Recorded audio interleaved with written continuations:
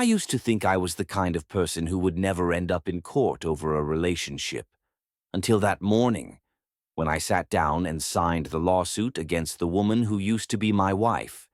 Not because there was love left, but because my dignity had been dragged through the mud. When the person who betrayed you comes back demanding a share like they're the victim, you have two choices: lower your head or stand tall. I chose the latter, and from that moment on, I was no longer the same man. Welcome to Revenge Insight, where silence is just the beginning of the counterattack. Have you ever heard a knock at the door that made your whole body freeze? Not out of fear, but because you knew exactly who was on the other side, and they weren't there for anything good. That morning, nothing seemed special. I was standing in the hallway, holding a cup of cold coffee, still groggy from a sleepless night. Then knock, knock, knock, three short, quick, firm taps. I didn't need to look through the peephole. I knew who it was: Grace, the woman who used to be my wife. And if I was right, standing next to her would be Nathan, the man she chose after leaving me behind. I took a breath and opened the door. I wasn't wrong. Grace stood there, dressed more elegantly than I had ever seen her. Her hair was neatly brushed, and her sunglasses were perched on her head like she was on vacation. Nathan stood beside her, hands in his pockets, giving a half smile. He didn't need to say a word. His eyes alone were enough to piss me off. Grace spoke first. "Logan, we don't want to take up too much of your time. We're here to talk about Mr. Alexander's estate." I crossed my arms and leaned against the doorframe. "So my father hasn't even been laid to rest, and you're already here to stake a claim." Grace kept smiling. "You misunderstood. I just thought I used to be part of this family. I took care of him a lot. I have valid reasons to be here." I looked at her for a moment. "You left me. Grace, you signed the divorce papers. You walked out of my life. And now you come back because my father died." Nathan chimed in, his voice calm but calculated. "He left behind a significant estate. We're not here to fight, just to have a discussion." I gave a slight laugh. "Discussion I don't remember inviting either of you in. This is my house." Grace stepped a bit closer, her perfume making me nauseous. "Logan, don't be difficult. You know Mr. Alexander always adored me. He saw me as his own daughter." I shook my head. "He adored you until he found out you were seeing Nathan before the divorce was final. Don't play that game here." Nathan sighed, trying to keep his composure. "We just want things to be fair. No one wants this to get ugly." I cut him off. "Then leave, because whether this gets ugly or not isn't up to you." Right then, a voice came from behind me. "Hi, Grace. Hi, Nathan. Perfect timing." I turned around. Sienna, my lawyer, stepped in. Clean-cut blazer, thick folder in hand, sharp eyes. Grace stiffened. Nathan tilted his head like he was sizing her up. Sienna walked up beside me. No small talk, no hesitation. "I'm Logan's legal representative, and if you're here to discuss the estate, you should know that Mr. Alexander made everything very clear, including a clause that prohibits claims from those with no remaining blood ties." Grace frowned. "Why does Logan even need a lawyer? We just came to talk." I looked her straight in the eye. "Because I knew one day you'd show up, and I refused to be caught off guard again." Sienna opened her folder, pulled out a file, and placed it on the table near the door. "Mr. Alexander's will is very clear. If you want to continue, we'll proceed through legal channels." Nathan clenched his jaw. "This isn't over." I nodded. "I know, but at least today, I'm the one standing firm, not the two of you." Grace grabbed Nathan's arm and said nothing more. They turned and walked away. The door closed behind them. No apologies, no goodbyes, I looked at Sienna. "You're sure they won't stop?" She nodded. "They'll be back. But next time, we'll be ready." Have you ever been betrayed by the person you trusted most? If you have, then maybe you'll understand how I stood there that morning. And if you haven't, just remember, not everyone who knocks on your door is bringing something good.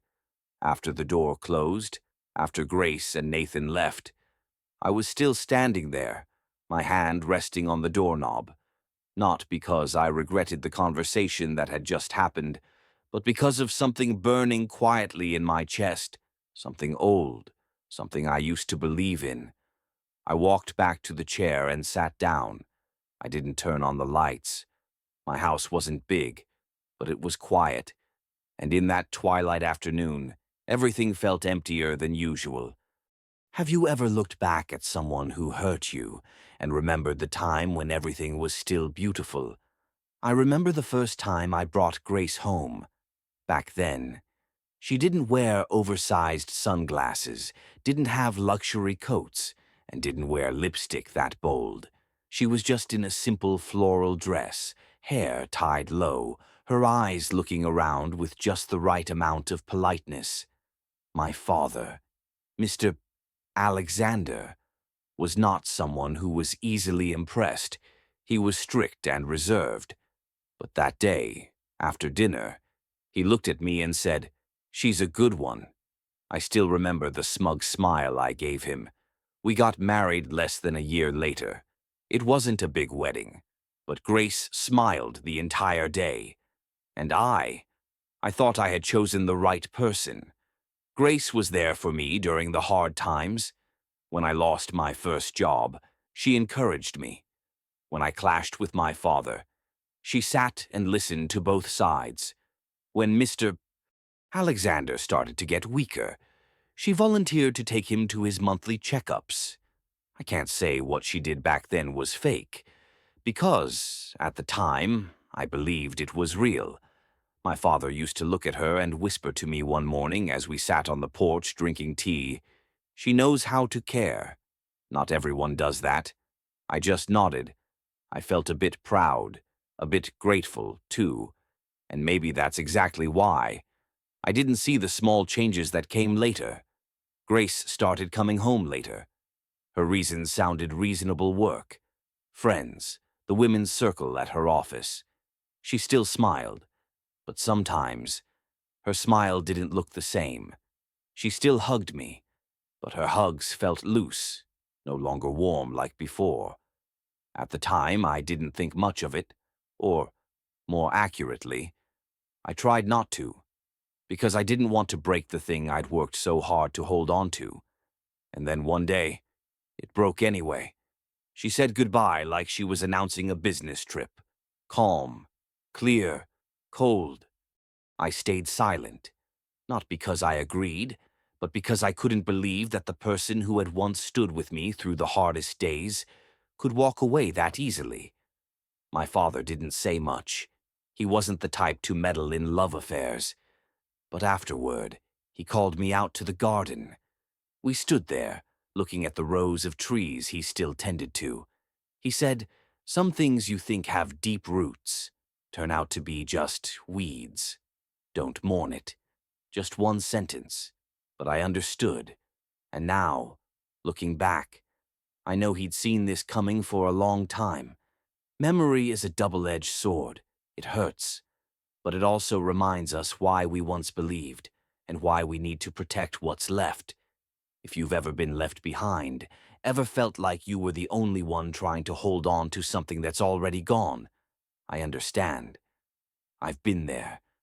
I keep telling the story, not to hold on to anything, but to see it clearly as it really was. No sugarcoating, no excuses. If you're still listening, thank you for being here, and don't forget to hit subscribe to Revenge Insight. Here, I tell it all, truthfully, clearly, and without painting anything prettier than it was. Some things don't happen loudly. They happen quietly, gently, like a soft disconnection so subtle you don't notice it until everything has already changed. With Grace, it started from the smallest things. She still came home every day, still left her car keys on the wooden shelf by the door, still asked me what I wanted for dinner. Everything at a glance looked the same, but the feeling was different.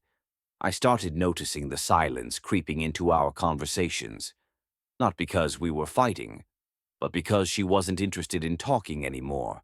I'd ask, "How's work been lately?" She'd answer, "Same as usual." That's it. No elaboration, no details, nothing more. I noticed she often pulled out her phone right after I turned my back. When I walked into the kitchen, she would instantly lock the screen. Each time, she'd smile, like, just silly stuff, but she never once handed me the phone. Not even once. She also started bringing her laptop into the bedroom. That used to be something she hated. Grace once said, "Beds are for resting, not for bringing work into." But there were nights I'd wake up at 2 or 3 a.m. and see the soft blue light of her screen shining on her face. I'd ask, "You're still up?" she'd say. "There's an important report due tomorrow." I'd nod, then turn my back to her, but my eyes stayed open, and my mind started to ask questions. Grace also started spending more time outside the house. She said she was meeting old friends and going to company dinners, seminars, and professional training. Her schedule was packed nearly every weekend. One time, I asked, "Can I come with you? Feels like we haven't spent much time together lately." She smiled, but it wasn't the smile from the old days. "You don't like crowded places," she said, "and I'll just be talking about work all night. You'd be bored to death." I stayed quiet because what she said made sense, but it left me with a strange feeling of being left out. Gently, but clearly, I started paying more attention. One evening, Grace said she was going out to dinner with an old coworker named Rachel. I believed her, but for some reason, I still felt uneasy. The next day, I called Rachel not to check, but just casually to catch up. Rachel said, "Last night." "Oh no, I haven't seen Grace in months." I didn't say anything more, just nodded, said goodbye, and hung up. My chest turned cold, but I still didn't dare jump to conclusions. I told myself that maybe she mentioned the wrong name. Maybe Rachel forgot. Maybe I was overthinking. There was a part of me that didn't want to believe. Because if I believed it, it would mean that everything I'd been trying to protect, trying to keep normal, had already gone off course. I didn't tell my father, not because he didn't care, but because I was ashamed. At the time, I still thought that turbulence in marriage was normal. I just needed to be patient. Grace was stressed from work, and things would go back to how they were. But deep down, I knew I was making excuses. And the thing that hurt me the most then wasn't that Grace was starting to drift away. It was that I didn't know what to do with that feeling. Say something, she'd call me paranoid. Say nothing, I'd go on feeling like I was living with someone who wasn't really there anymore. We still shared the same dinner table, still slept in the same bed, but in between was a void. Each day, a little more. And I started to understand sometimes betrayal doesn't come with a loud bang. It comes in silence. I used to think that trust alone was enough. That if I didn't do anything wrong, love wouldn't just disappear. But life doesn't follow ideals. The moment I knew for sure was on a Friday afternoon. Grace said she had to attend a weekend seminar in Riverside, about a 2-hour drive from home. She packed light and said she'd be staying at a hotel arranged by the company. I didn't ask much. I nodded, still smiled, still wished her a good trip. But in my head, that uneasy feeling from the past few weeks hadn't gone away. In fact, It had grown stronger. I hadn't planned to do anything, but that afternoon, I drove to Riverside. No plan. I told myself, just to be sure, if it's nothing, I'll go home. I didn't tell Grace. She thought I was at home. I went to the hotel and she mentioned the name she had written on a piece of paper. I walked up to the front desk and asked politely, "Excuse me, could you check if a guest named Grace Anderson has a reservation starting today?" The receptionist typed for a moment, checked the system, then shook her head. "There's no one by that name with a reservation, sir." I stood still for a moment, didn't know if I should feel relieved or worried. I thanked her and walked away. But I didn't go home. I sat in my car in front of that hotel's parking lot for nearly an hour, doing nothing, just thinking. Then I called Grace. She picked up after the second ring. "Where are you right now?" I asked, trying to sound calm. "Just finished dinner with some coworkers, heading back to my room." "Why? What's up?" I swallowed hard. "Nothing, just checking in. Miss you." "Miss you too," she said. "I'll be back early tomorrow." I hung up, didn't say another word, and I knew that was the first time I'd touched the truth. No more vague feelings, no more guessing games in my head. It was a lie, clear, short, final. That night, I didn't drive home. I booked a hotel nearby, didn't sleep, not because I was shocked, but because, for the first time in my life, I felt truly alone in my own marriage. The next morning, I drove back early. Grace came home not long after. Her bag was neatly packed, her face fresh and bright. She shared a few stories about the seminar. I didn't ask much. I just listened. And I saw, for the first time, clearly the empty spaces in her words. She didn't look me in the eyes as she spoke. She talked but left out the specifics. She was performing. I still didn't say anything. I wasn't ready to confront her. Didn't have enough proof.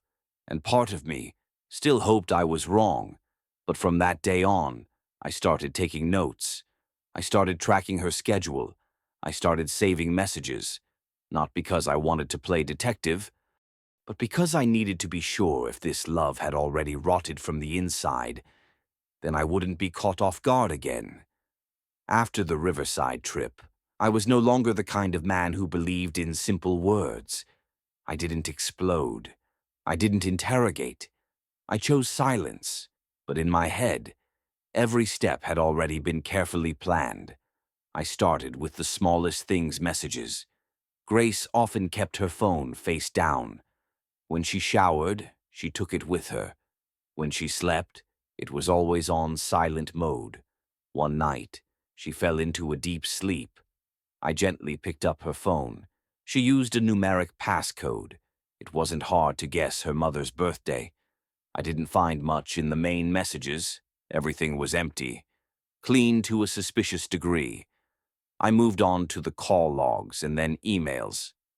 And there, I saw a familiar name, Nathan.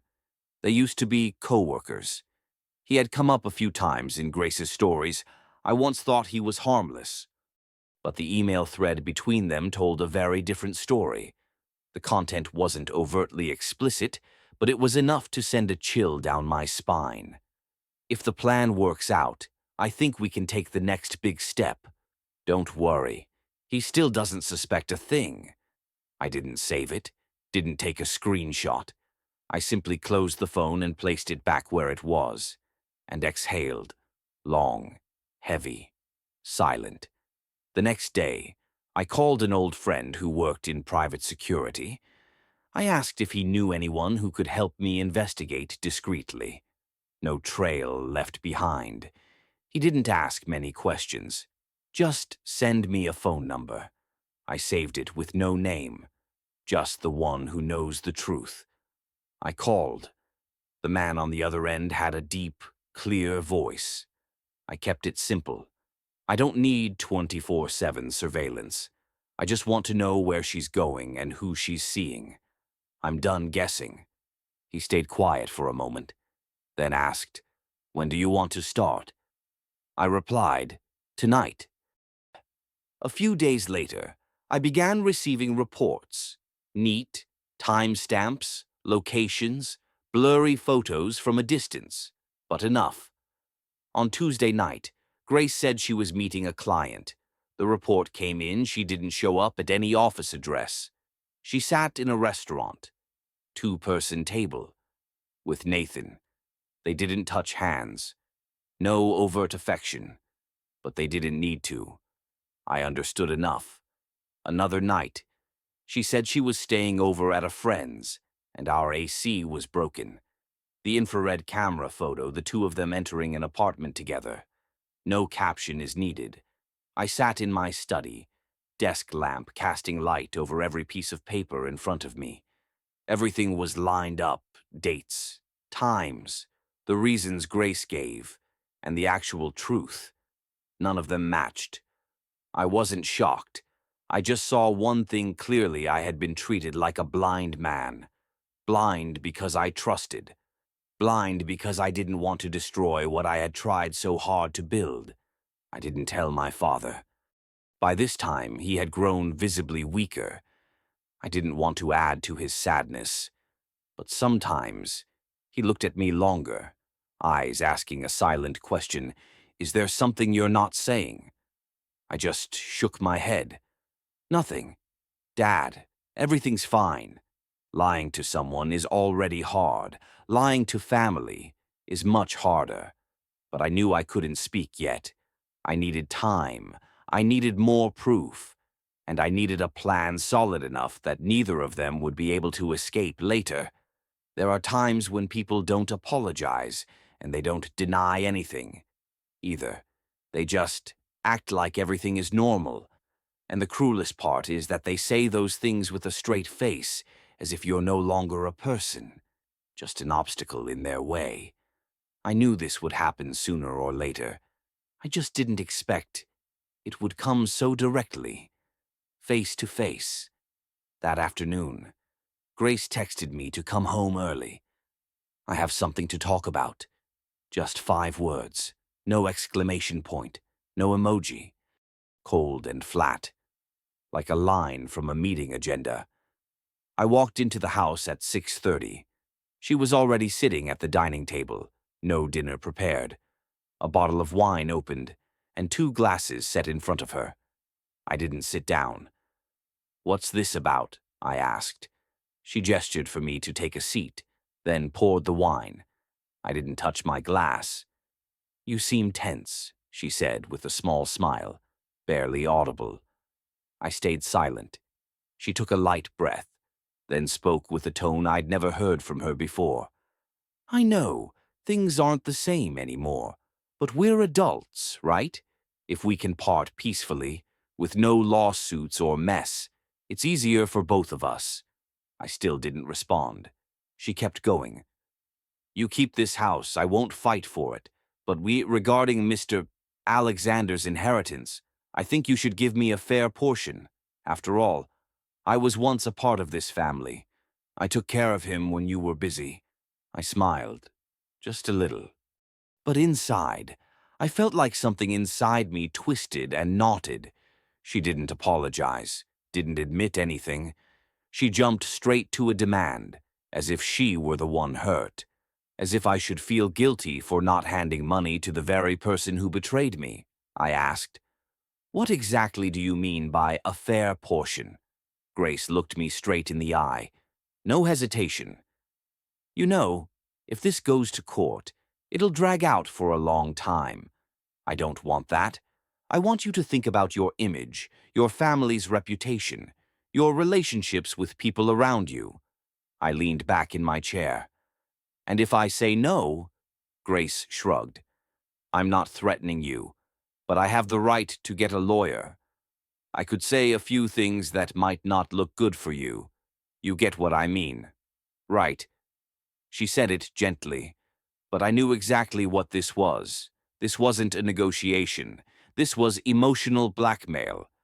And the person sitting across from me was no longer my ex-wife. She was someone completely different. I didn't answer right away. I stood up and said just one sentence.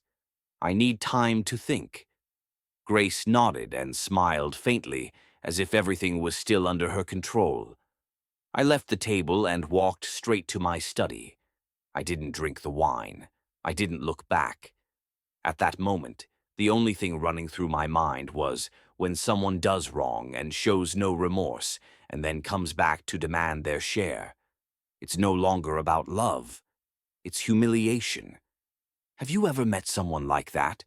Someone who turned their back on you and then came back, not to apologize, but to demand something, and spoke like you were the one who owed them. If you have, what did you do? Did you stay silent, give in, or fight back? As for me, I didn't respond right away. Not because I was weak, but I know that answering while angry is how you sabotage yourself. I needed a clear plan. And I knew from that moment on this was no longer between two people. This was a battlefield. I sat in my study for nearly 2 hours after Grace left, not because I was shocked by her proposal. I had seen it coming for a long time. I just needed confirmation, and today, she gave it to me. There was no love left, only a transaction, and in her mind, I was the weaker party. But Grace was wrong. I wasn't the same man anymore. The next day, I met with Sienna again, my personal attorney. She was someone my father had trusted, and after everything that happened, I understood why. I told her everything. Every word Grace said. Sienna wasn't surprised. She simply took notes and nodded slightly. She thinks you won't make a move, Sienna said. She thinks you're soft. And that's the biggest mistake people like Grace make, assuming that silence means surrender. I looked at her. Where do you think we should start? Right now, she answered without hesitation. We started planning. The first step was to freeze all the old bank accounts that had Grace's name tied to them. I withdrew all the money, everything I was legally entitled to, and transferred it into a new account jointly managed by me and Sienna. Next, I gathered all the evidence photos, reports, emails. Sienna told me to print everything, sign each page, and compile a formal record. Don't give them a chance to say we fabricated anything later, she said. Everything has to be documented and procedural. Then came the house. Grace once said she wouldn't fight over it, but I didn't believe her. As a precaution, I began preparing a provisional transfer contract for temporary ownership. We also worked with a notary office to freeze the property deed in case any suspicious requests came up. I acted in silence, no announcements, no arguments. Grace still thought I was considering her offer. But in truth, I was rewriting the entire game.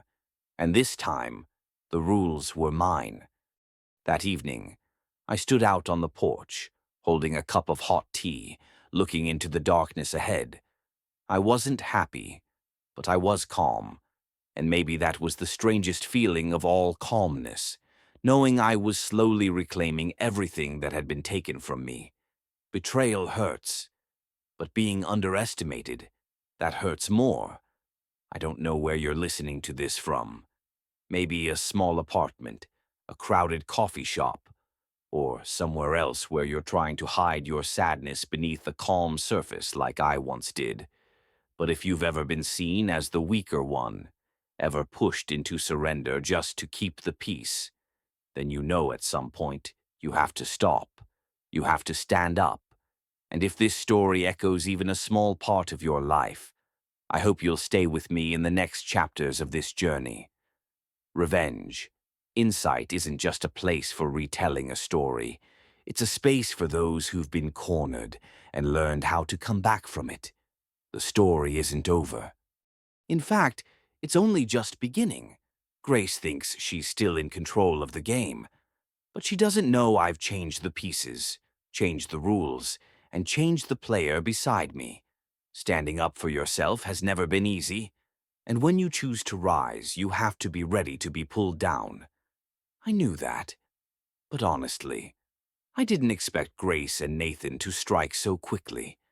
It all started just a week after I refused to respond to Grace's proposal. One morning, I was making coffee when my phone started buzzing non-stop. Messages from a few old friends, vague questions. Hey, is something going on between you and Grace? I just saw a post, not sure if I should believe it. I opened Facebook.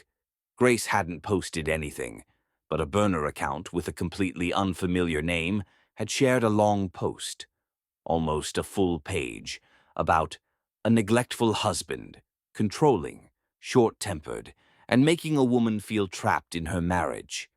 No names were mentioned, but every single detail pointed to me. The post spread fast. Some acquaintances messaged me with polite sympathy. Others reshared it with captions like, "Heartbreaking to read. Women should learn to protect themselves." I didn't reply to anyone. I just sat there, staring at the screen, while my mind couldn't stay still. I understood how Grace played. She didn't have to attack me directly. She just planted a story real enough to stir sympathy, vague enough to avoid a lawsuit, and then things escalated. The next week, I received a letter from a law office. Grace had officially filed a request to revisit the division of personal assets and her stake in my father's inheritance. She didn't wait for my reply. She dragged me into a legal game with the full intention of exhausting and outlasting me. I met with Sienna again the very next day. She opened the file folder, looked at me, and said directly, "They won't stop, and the next hit might be personal. Either straight at you or through someone close." I gave a dry laugh.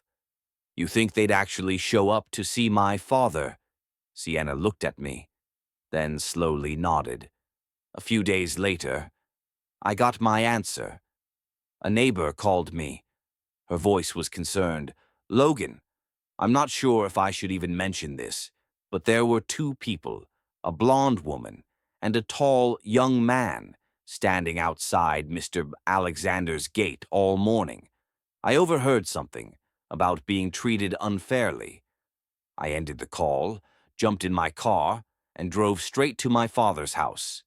Thankfully, they were already gone, but it was clear they had started getting dirty. They wanted to get to the people close to me. They wanted to twist the way others saw this story. That night, I sat in my father's room, a space filled with the scent of old books and the peppermint oil he always used. I told him everything slowly, without exaggeration. He didn't say much, just sighed, looked at me and said, "If you're still standing, that's already more than most. Don't let them drag you into the filth." I nodded, but I couldn't hide the fatigue. The rumors were spreading. My reputation, though never something I cared about much, was now being stained by deliberate slander. I wasn't afraid of losing money. I wasn't afraid of going to court. What I feared was that the people I loved, the people who once trusted me, might now hesitate, unsure of what to believe. I remember I used to be the kind of person who, when hurt, would just quietly endure it, thinking that time would heal everything. But after everything that's happened, I've come to understand one thing. Time only helps you forget. If you want to take back what was stolen from you, you have to act. After the attacks from Grace and Nathan, I was nearly isolated. Many old friends stopped reaching out like they used to. Even a few relatives on my mother's side started keeping their distance, not wanting to get involved in sensitive matters. At first, I was angry. Then I felt sad. But after that, I realized this wasn't the time to ask for sympathy. This was the time to stand up. The first person who helped me do that was someone I didn't expect. Isaiah, my second cousin, the kid who used to help tend Mr. Alexander's garden during the summers. One afternoon, He showed up unannounced, holding a bag of pastries, looking more serious than usual. "I saw those made-up posts," he said bluntly. "I don't believe any of it. If you were really like that, Grandpa wouldn't have trusted you till the very end."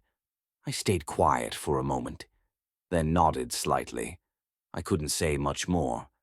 Isaiah glanced around the room, then asked, "Do you have a plan, or do you need someone to work with?" That question pulled me out of a hole.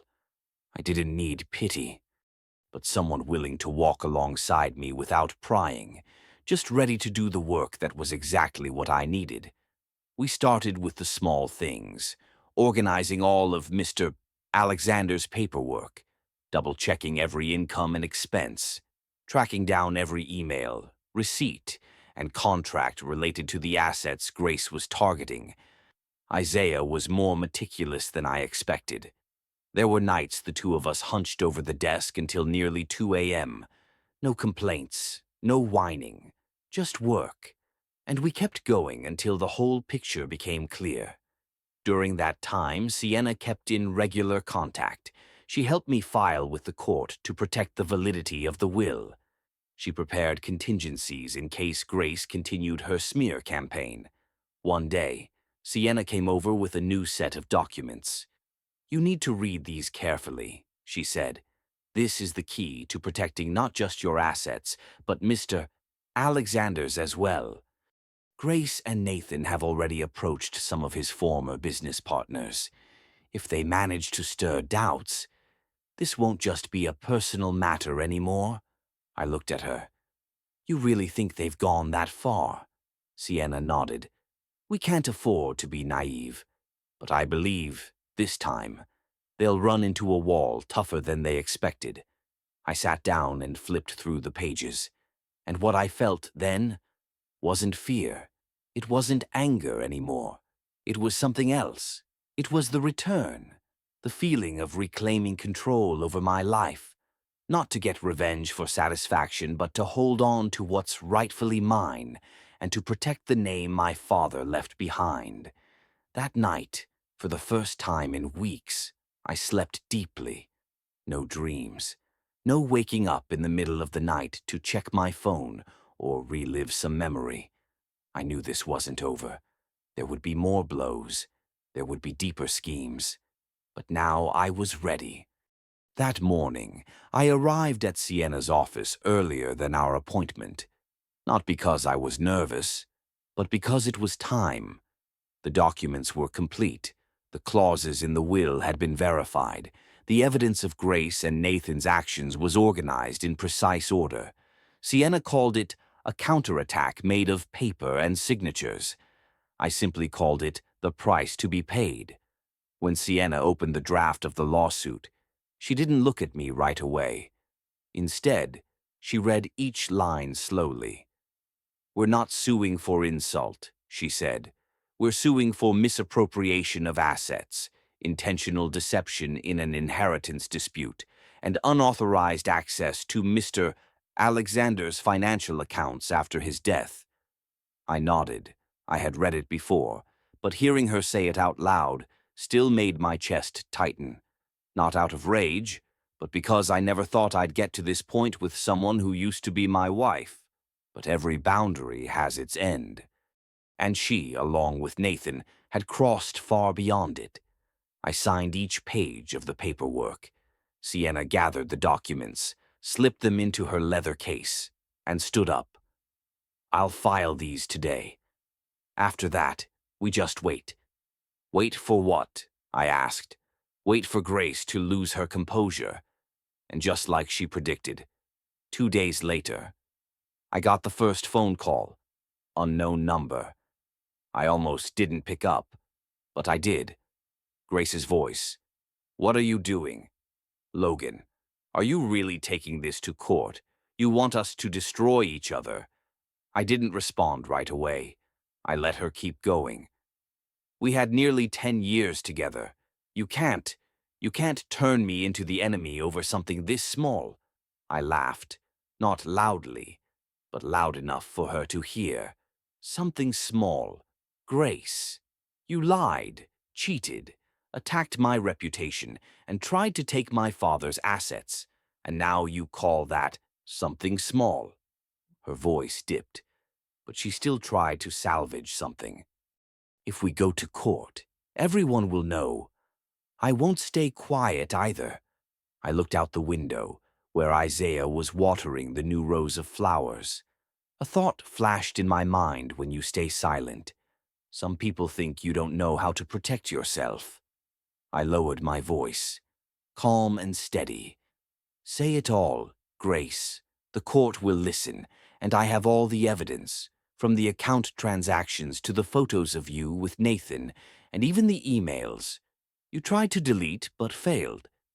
She said nothing, only the sound of her breathing, a little fast, through the line. Then she hung up. I didn't feel triumphant. It didn't feel like a victory.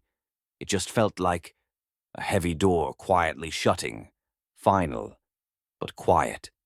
"Now I want to ask you something honestly. If someone betrayed you, then came back demanding benefits, and used lies to smear your name in front of others, what would you do? Would you stay silent and let it go so things remain peaceful? Or would you stand up, gather the truth, and let justice speak for itself? I don't need you to answer right away, but you should think about it, because someday you might have to make that choice, too. As for me, I've made mine, and now I'm just waiting for the court date. I thought I was mentally prepared. I thought that after everything I had seen, after the lies, the betrayal, the manipulation, nothing could shock me anymore. But then, it didn't stop at legal disputes. It became a battle to redefine the truth.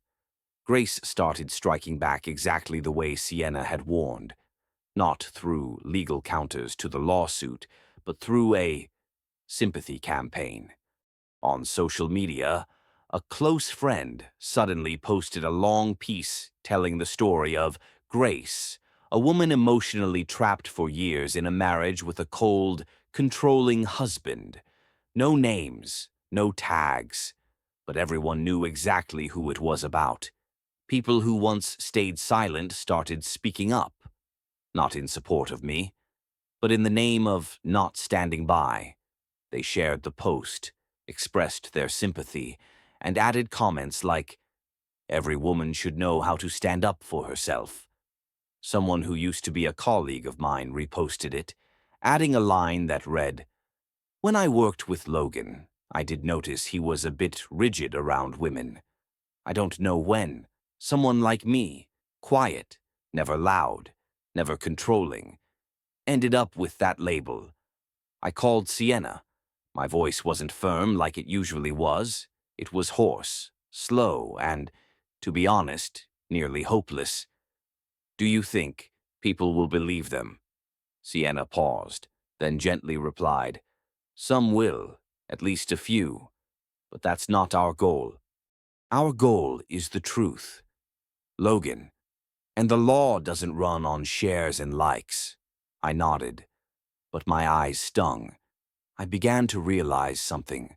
Nothing hurts more than being misrepresented for who you are and not being able to correct it right away. Isaiah was the first to speak publicly on my behalf. He posted a short message that was not heavy and did not blame anyone. Just simply, "I grew up with my uncle. He's not perfect, but he's never hurt anyone. Don't be quick to believe everything you read if you haven't heard both sides of the story." The post didn't go viral, but it was enough to help me breathe a little deeper again. I told myself, don't let emotions take the wheel. Let truth and action do that. In the days that followed, I stayed off social media.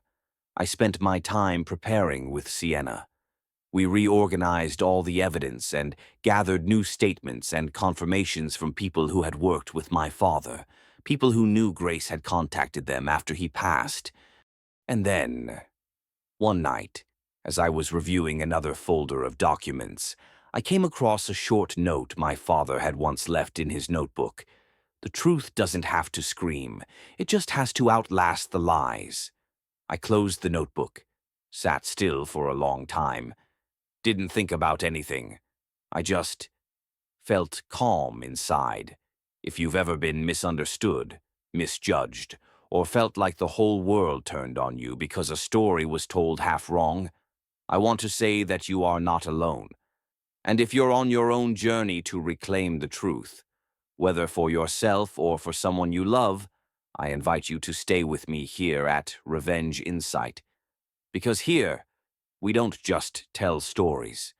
We reclaim the voice that was taken from us. The truth is still there. I just have to be patient enough to hold it steady. And I know I've come too far to turn back now.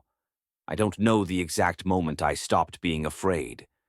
Maybe it was when the worst had already happened, being misunderstood, slandered, abandoned by friends, and yet I was still here, still clear-headed, still holding on to one thing. The truth had never changed its color.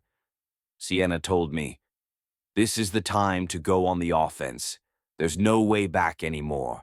I nodded. No need to think twice. We started by issuing a request to summon several key witnesses, not strangers. 3 people who had worked with my father for nearly 20 years. They were the ones Grace had tried to approach right after the funeral, using the title former family member to ask about investments, trusts, and even assets that weren't in his name directly. Isaiah helped gather the statements. My nephew wasn't just sharp, he was tactful. He didn't pressure anyone. He simply asked them to recount exactly what happened. Nothing more, nothing less. One of them, Mr. Frank, had even saved the messages Grace had sent.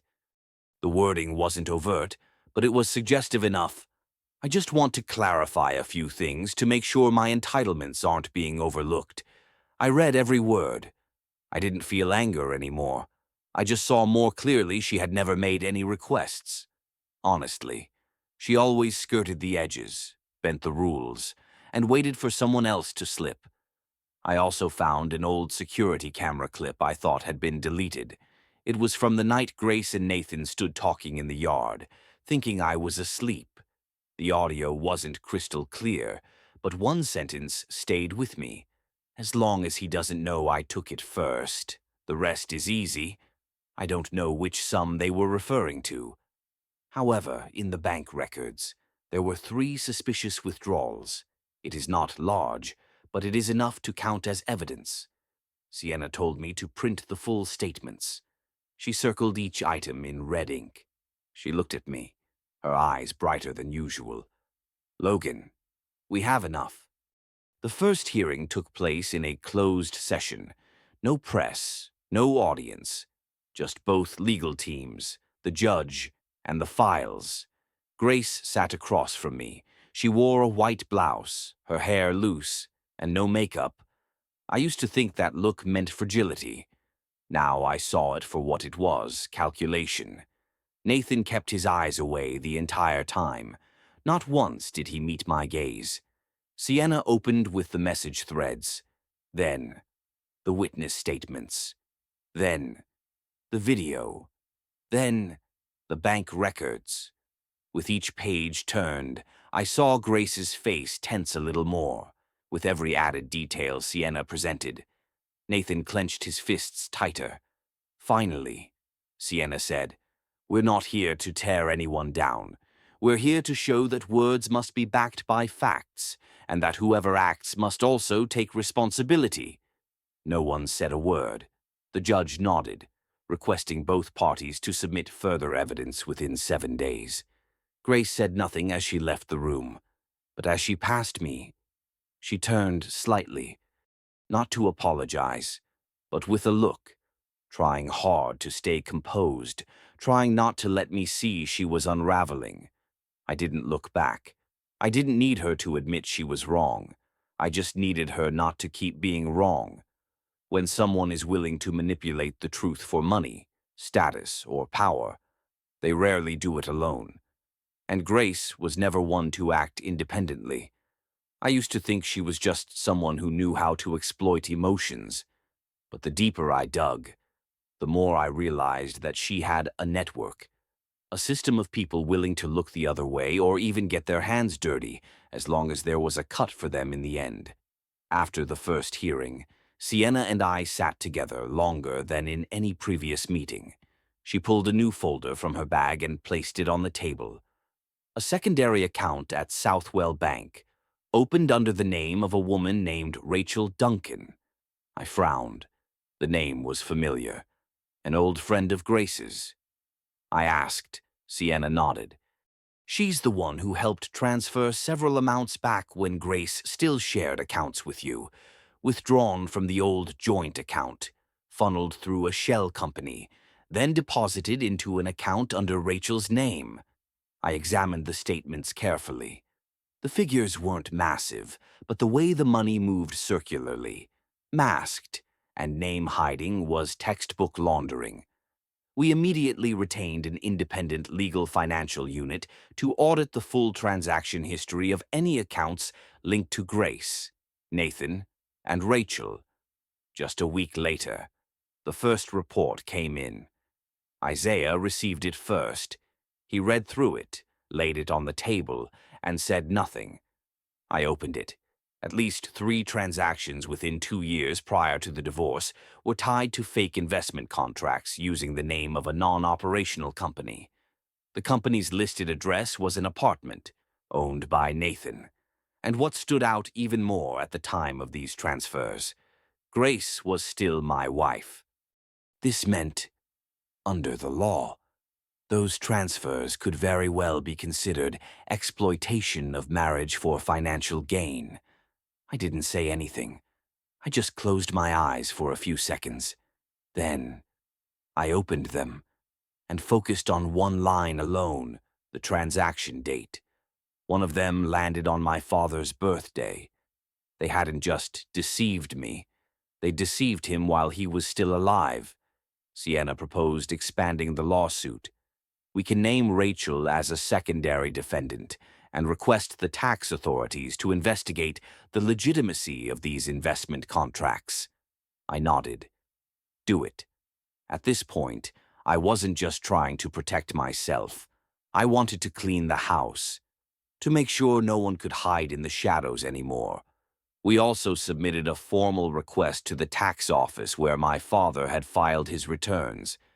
In that request, I attached all information about the suspicious transfers, fake company registration documents, and a recording of a conversation between Nathan and a broker named Alan, in which they discussed how to leverage unclaimed assets.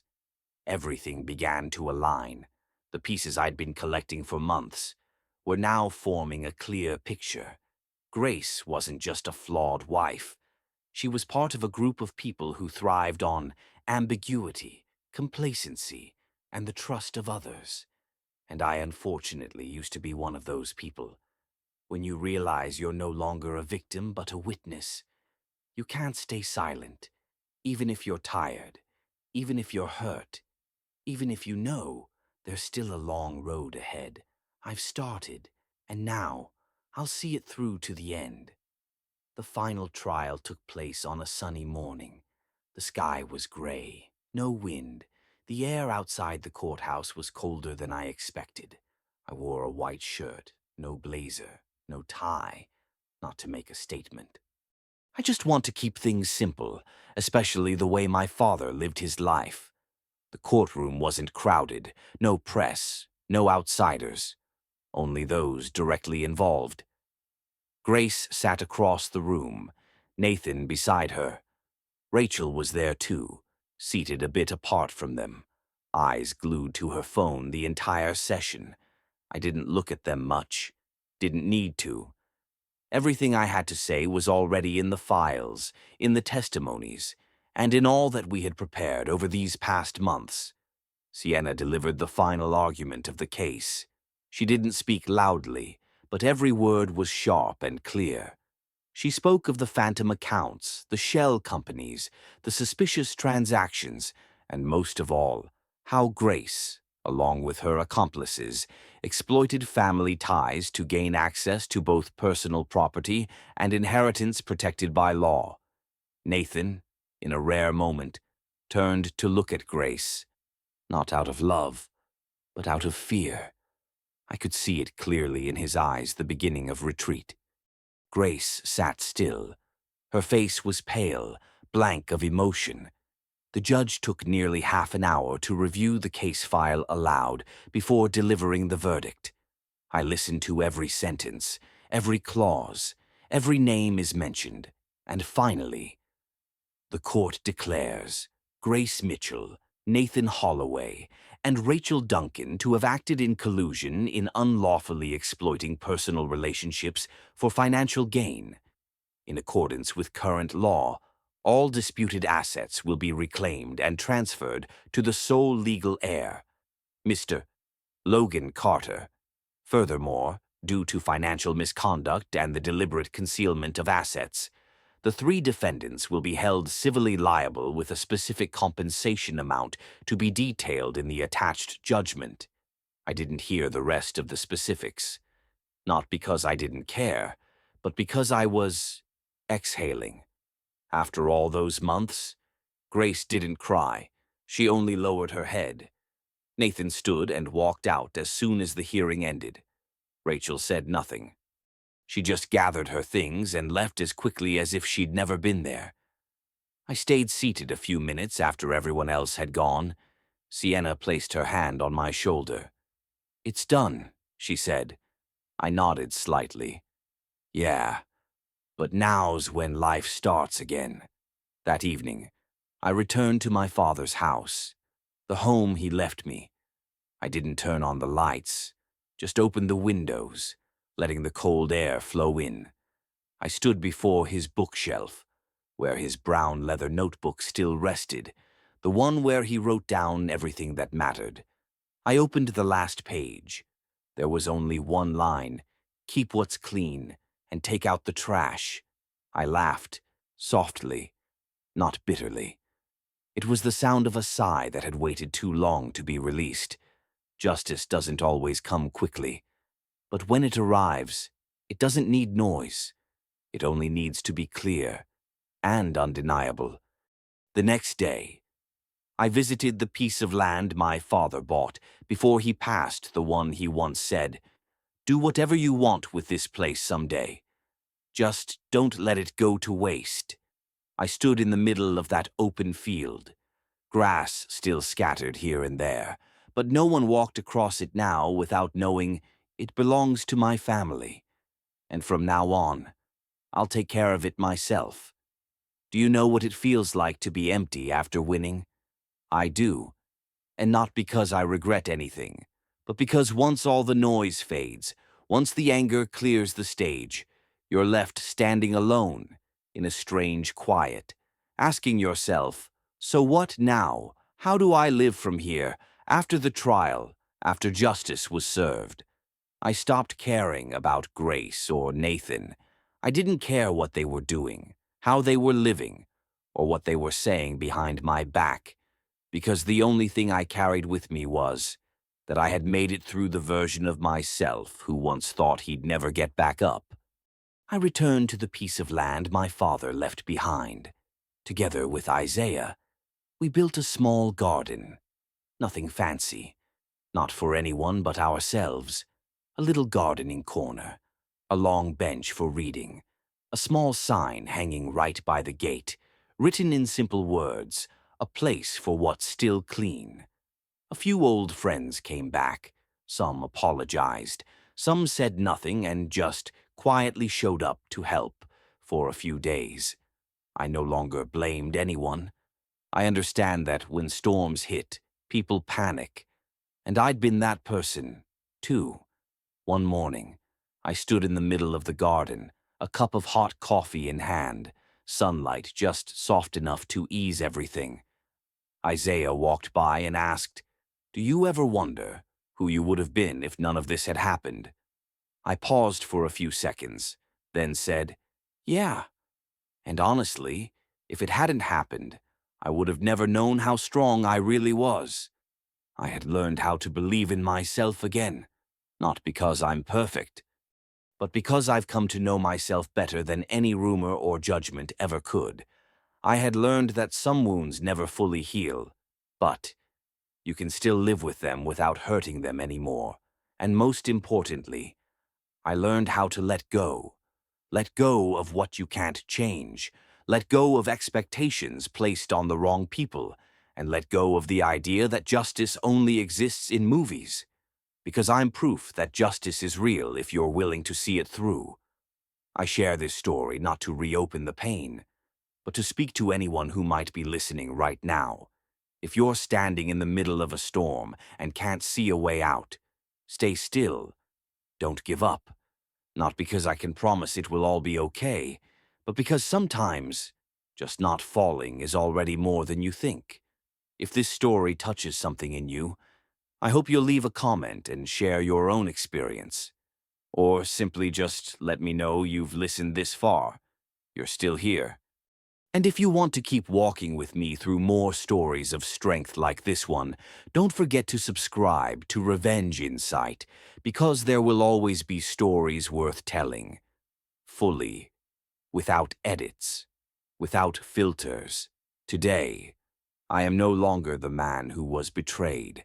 I am the man who stood back up, who looked it all in the face and walked through without bowing my head. I hold no hatred. I've just become the best version of myself after everything. And if you're still listening to me now, I believe you will, too.